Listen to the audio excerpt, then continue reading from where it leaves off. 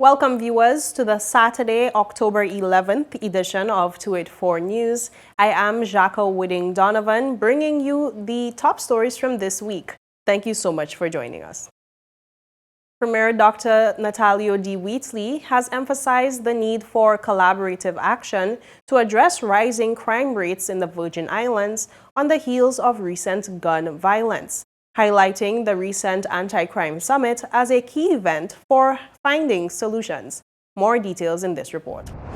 Premier Dr. Natalio Wheatley has reaffirmed his government's commitment to addressing crime in the Virgin Islands, stressing that the issue affects the entire community and requires a collaborative response. Speaking on a recent episode of Virgin Islands Voice, Premier Wheatley addressed the recent crime incidents, noting that he has held discussions with the National Security Council to address the situation. The Premier expressed sympathy for those affected by recent criminal acts, underscoring the government's awareness of the impact on families and communities. He emphasized the significance of the recent anti-crime summit, describing it as an important platform for stakeholders to work together on solutions.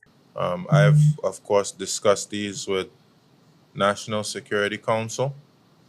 We have National Security Council meeting tomorrow. We'll be able to get a little more in-depth into the investigations.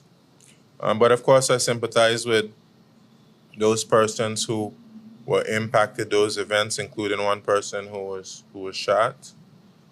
And but it just underscores the reason why we're having an anti-crime summit in the first place. I'm not sure if persons were assuming that just having an anti-crime summit itself would be a solution to crime. But actually, it's the anti-crime summit is the forum by which we are able to discuss some solutions. And we were able to come together and discuss quite a number of things. And we had Officium, who was crime experts who came to the territory.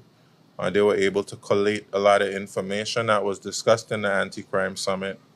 And they will help us to produce an anti-crime strategy, a crime reduction strategy. The Anti-Crime Summit brought together law enforcement, community groups, and partners to develop strategies to reduce crime and strengthen public safety. However, the Premier stressed that it required work from everyone to play their part. But it requires all of us to come together. It's just another reminder. Those incidents are just another reminder that crime can touch every single person in the Virgin Islands. It can affect your business. It can affect you in your home. We've had high-profile public servants who persons have come into their homes while they were there, armed persons. So that's not something to make persons feel insecure, but just there to let you know that we have a challenge that we have to confront, and we have to confront that challenge together. The police have their responsibility. The government has their responsibility, but everyone has a responsibility as it pertains to crime, because it can touch each and every one of us. It can damage our economy. It can reduce our own sense of security, our peace and well-being, and it can also impact those that we love. So we don't want to lose momentum coming out of this crime summit. Certainly, if persons have seen something, they should say something.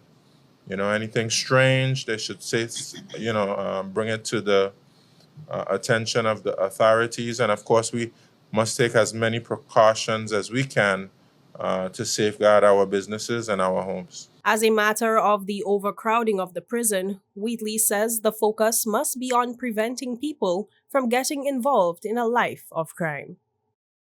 Meanwhile, talk show host Claude Skelton-Klein has questioned whether the Roadtown Market Square is fulfilling its intended purpose, arguing that it has become more about bikinis than local produce. Speaking on his Honestly Speaking program, Skelton Klein said the facility appears to have strayed from its cultural and agricultural roots. However, city manager Janice Brathwaite countered that the market was never designed solely for selling produce, but as a vendor's market where operators have the legal right to sell a variety of goods, including clothing. She added that efforts are underway to improve security and storage for vendor goods. Details in this report. Local talk show host Claude Skelton Klein has criticized operations at the Roadtown Market Square, saying that the facility is selling clothes rather than farmers' produce. During a recent session of his Honestly Speaking program, Skelton Klein questioned if the market is serving the vision and purpose for what it was built. I keep driving by the market square. I keep driving by our market square. And I want to ask the government and others, and us in general, what is our intention? What was the vision for the market square? Because every time I drive by now, I see more brassieres than potatoes. I see more bikinis than bananas. You said brassiere. That's a long time I ain't even hear that word come on my mouth. I mean, what is it? Was this the vision? Is this what we intended? I thought that the market square would be a place, a cultural venue where we can house the products of the country, the food, provisions, get fresh, organic, as much as we can, items, and it will be a bustling place, space, if not every day, at least 3 Thursday, Friday, Saturday, out of the week, where the farmers can do their provisioning. But no, in other words, the farmers are down the road on the highway across the street. They got people across the fire station. And then something completely different happening in the market square. And I want to ask, because you see, part of the problem in this country, and part of the problem with black people and white people, I want you to close your eyes and just stick your fingers in your ears right now. One of the challenges that we face is that we refuse to organize. This country needs organization. The spaces and the places we occupy needs to be properly organized. Folk should not, we cannot do as we please. Skelton Klein, in his commentary, stated that from what he has seen, it does not reflect the BVI's culture. That's not what we do. Now, if that's what we're doing now and we're changing and we're going to just be swallowed up by everything else, then let's say that, let's state that, let that become the national anthem and rhythm. But if that ain't us, then we cannot have, who's the city manager and all that kind of stuff, and the minister for that subject, and the government in particular, and the public in general. Let's have a conversation about this. And if this is not the vision for that venue, then why are we allowing it to become that?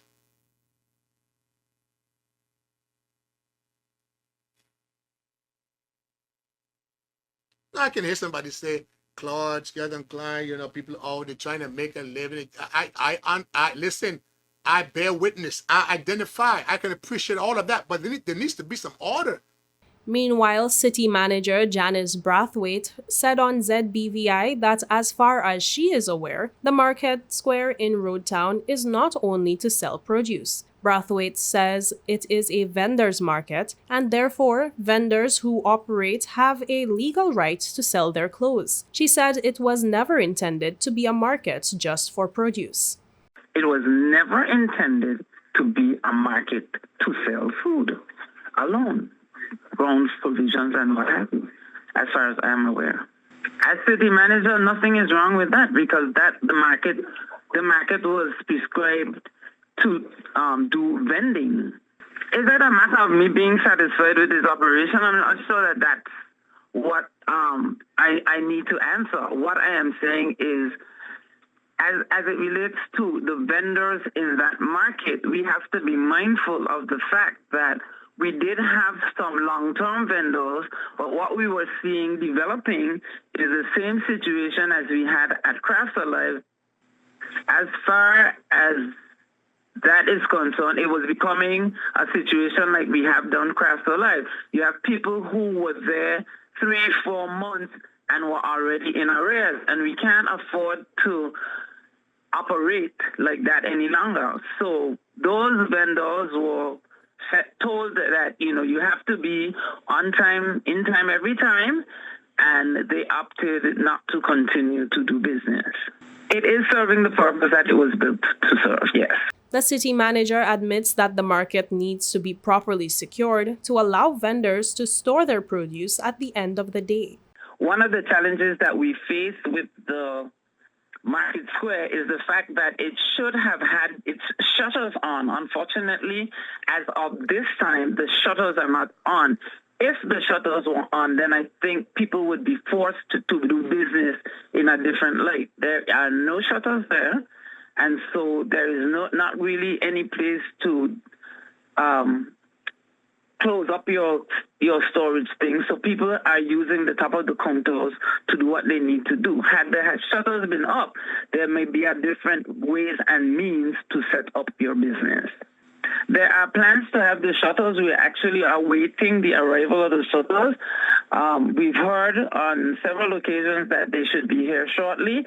We're hoping that they're here and up and installed by the end of the year. That's the most that I can tell you at this time. I have no fear nor favor to say yes, it's more than a year, but the new date that I just gave you, the end of the year, is the date that I have been recently given.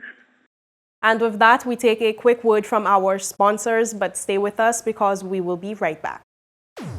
We mash the gas, them bite the dust. We set the speed while they gathering rust. Inside we heart BVI come first. So please don't be fooled cause they not lying.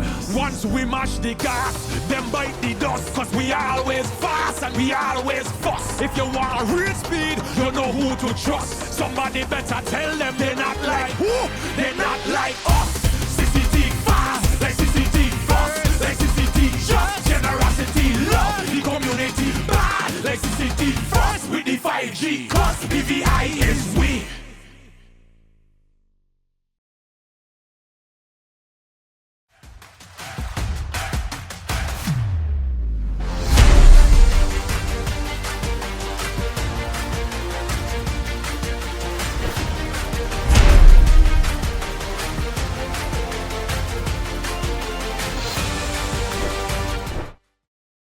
Welcome back and thank you so much for staying with us.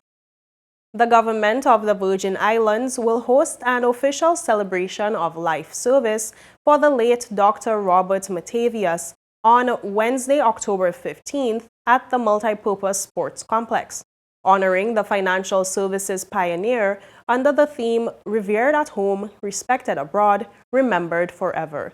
Details in this report. The government of the Virgin Islands will honor the late Dr. Robert MATHAVIOUS with an official celebration of life service on Wednesday, 15th October, at the Multipurpose Sports Complex beginning at 4:30 p.m. His body will lie in repose from 3 p.m. to 4:30 p.m., during which time members of the public will be invited to pay their respects following a private viewing by family and government officials. The official ceremony will include tributes and musical selections under the theme Revered at Home, Respected Abroad, Remembered Forever. The public is invited to attend and take part in honoring one of the territory's most influential nation builders. A separate celebration of Dr. MATHAVIOUS's life, hosted by the family, will take place on Thursday, 16th October at the Roadtown Methodist Church. Public viewing begins at 9 a.m. that day, with the funeral service to follow at 10:30 a.m. As a mark of respect, flags will be flown at half-mast across all government buildings on both October 15th and 16th. Dr. MATHAVIOUS was the former Managing Director and Chief Executive Officer of the BVI Financial Services Commission and also served as Financial Secretary and a founding member of the Integrity Commission. He is widely regarded as a pioneer of the territory's financial services industry, playing a central role in developing its regulatory framework and global reputation as an international financial center. In recognition of his long-lasting contributions, the Financial Services Institute at H. Laverty Stouts Community College was renamed the Robert MATHAVIOUS Institute for Financial Services, ensuring that his legacy continues to inspire future generations. On the regional scene, CARICOM ministers are ramping up efforts to boost regional trade and strengthen food security, with a focus on reducing the region's import bill and making food more affordable. Details in this report. Regional leaders are focusing on boosting trade within CARICOM as parts of efforts to strengthen food security and reduce the high cost of living across member states. Speaking as chair of the Council for Trade and Economic Development, Indar Weir, Minister for Agriculture and Food Security in Barbados, said the meeting concentrated on how CARICOM countries can intensify trade amongst themselves before expanding further afield. The University of the West Indies made a commitment to training, especially in the delivery of extension officers that are needed. And of course, we had the CARDI also offering research as we develop a sweet potato industry for the region. Sweet potato, as I know it, hearing my grandparents speak when I was a boy growing up, was called big grain rice, because after World War II, when we had to feed ourselves and we couldn't rely on imports, we actually planted a lot of sweet potato, and that was a staple. So they call it big grain rice. I'm pleased to see that there are several varieties that are going to be on trial, and we as a region will look to see how we can develop a sweet potato industry, not just to develop and sell in bulk, but to take the full value chain, so that you can see flours and you can see processed products, you can see fries as well. All of the value chain options that are available, we will be able to pursue once we are able to establish an industry with sweet potatoes. The discussions place special emphasis on advancing the 25 by 25 plus 5 initiative, which aims to reduce the region's food import bill by 25% by the end of 2025, with an additional 5% targeted for the following years. He said ministers remain committed to this goal, and regional institutions have pledged to train professionals to strengthen the agriculture sector and build resilience. The high cost of living was also a major topic on the agenda, with leaders exploring ways to make food more affordable for citizens through improved trade flows, reduced import dependence, and stronger regional supply chains. The region as a whole must now look to see how we can find a way through some mechanism to help people of the region to carry a lower cost of living. And one of the complaints that we constantly hear over and over is the cost of living in the region. The cost of food is particularly high, and that came out today as well. How do we seek to reduce and make food secure and affordable will be questions that will stand not before the quoted, but also before the heads of governments. And it is our view that we must do something to be able to address this concern, and therefore leveraging South-South cooperation, opening up new gateways, wise tapping into the opportunities that are available within CARICOM as a trade bloc. It is important for us to be able to forge ahead with the South-South cooperation. That's the reason why you see we had today a presentation from Argentina. We also know for sure that They are here for the CWA and will be here for the rest of the weekend. And then, of course, the Caribbean region, really and truly, we don't deliver, certainly with beef, as well as they can.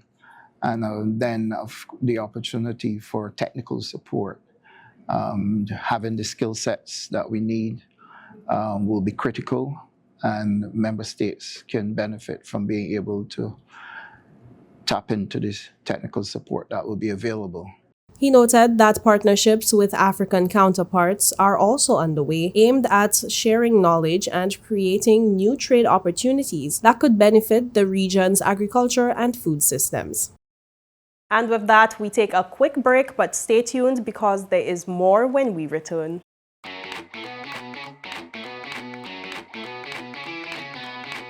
My name is Henry Bosch. I work for PPG. I'm here to explain to you the use of the Deltron NXT paint line and Enviro-based high performance, one being solvent-borne and the next being waterborne. The difference is that one is totally manufactured with rosins and thinners and all the good stuff that solvents bring versus our new technology, which is waterborne, which is 100% latex. What we're gonna do is that we reduce the solvent-borne with a DT885, which is a mid-temp reducer, and the waterborne uses T494, which is a waterborne reducer. We will today be using either DCU 2042, which is a speed clear, or we will be using DCU 2021, which is a classic. We have here our equipment. We have 8-ounce measuring cups, and we also have our 32-ounce mixing cup. We will also have with us our Venturi. This is a blower for us to dry the waterborne paint, which speeds up the process. The good thing about waterborne paint is that as soon as it evaporates, you're good to go. So now Gilligan will dilute the waterborne paint with the waterborne reducer. We made 8 ounces, that would be 1.6 ounce. It always has to be properly mixed until we get an even mixture within the paint mixing cup.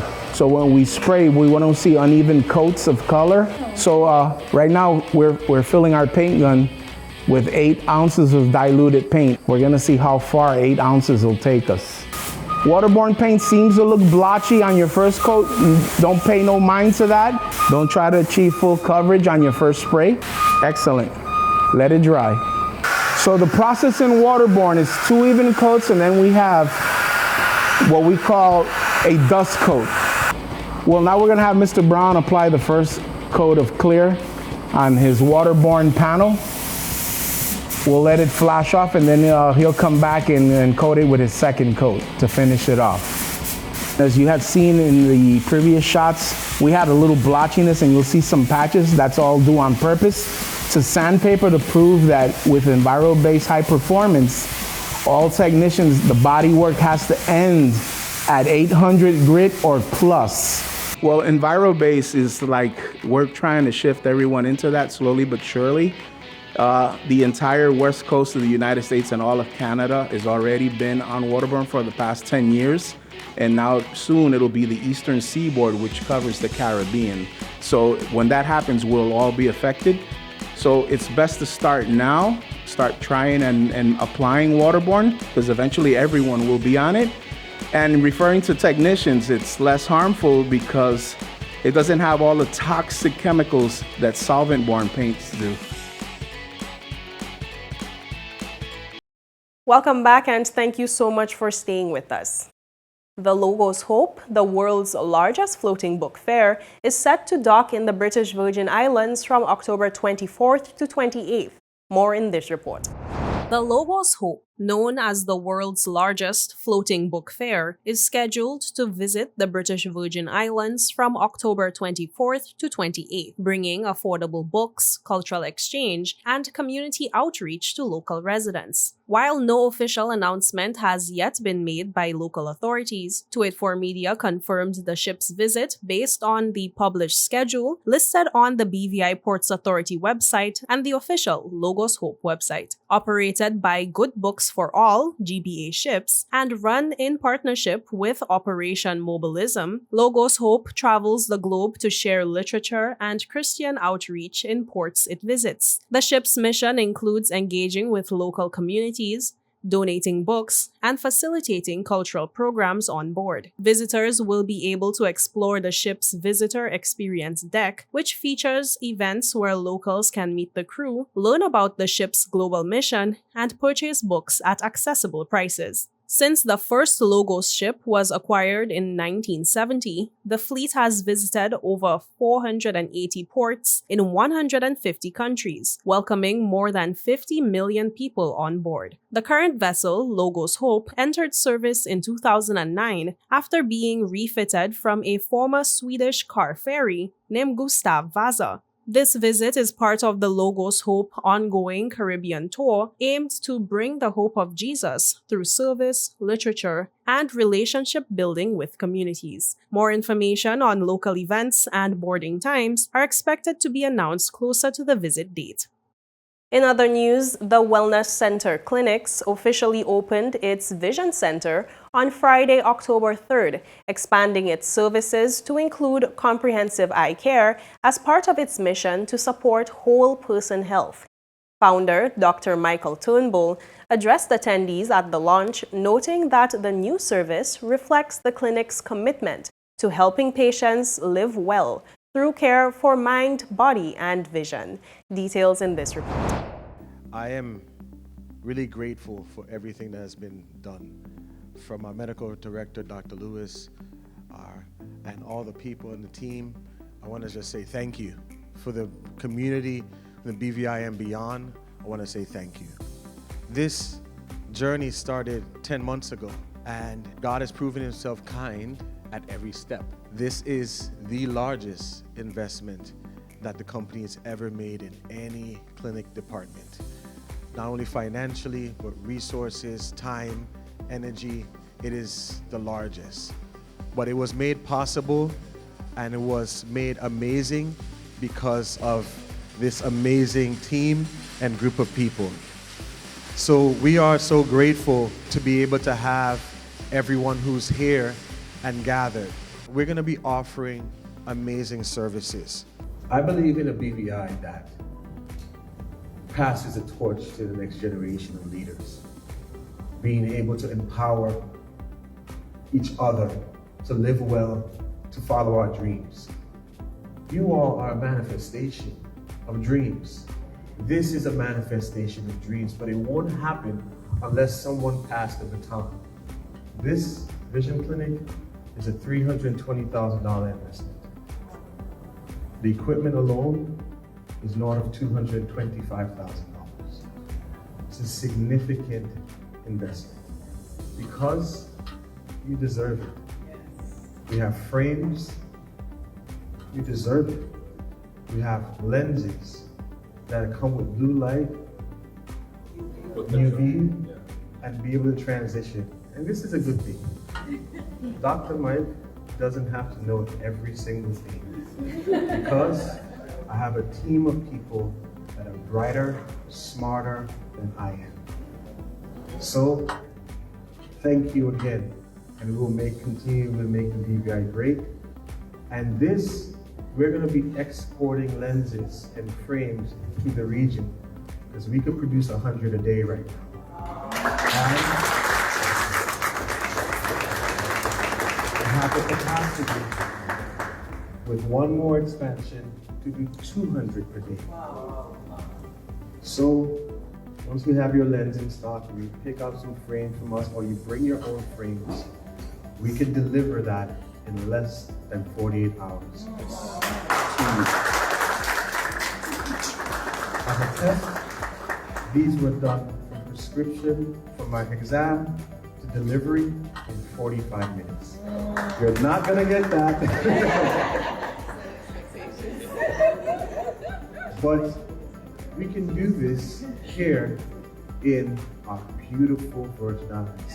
And instead of importing, export. I want to thank my wife for being here with me through all these ups and downs. I want to be able to thank my kids. And I hope you remember this, that we're passing on a legacy of entrepreneurship, and belief, and pride, and confidence. Because this is for you. And you're going to be way better than your mom and I. You guys are going to be stronger, smarter, more innovative. But always remember, community first. People first. Humanity first. Relationships, as my father says, matters. I just want to say thank you all for supporting a dream, for making excellence a reality. And let's pass the baton of leadership here in our country, because our next generation depends on it. And that's it for today's news roundup. Be sure to follow us for news updates at 284media.com, like us on Facebook at 284media, and 284BVI on Instagram and X, formerly Twitter. I am Jacka Wooding Donovan, and I will see you again next week. So have yourself a safe and enjoyable weekend. Goodbye.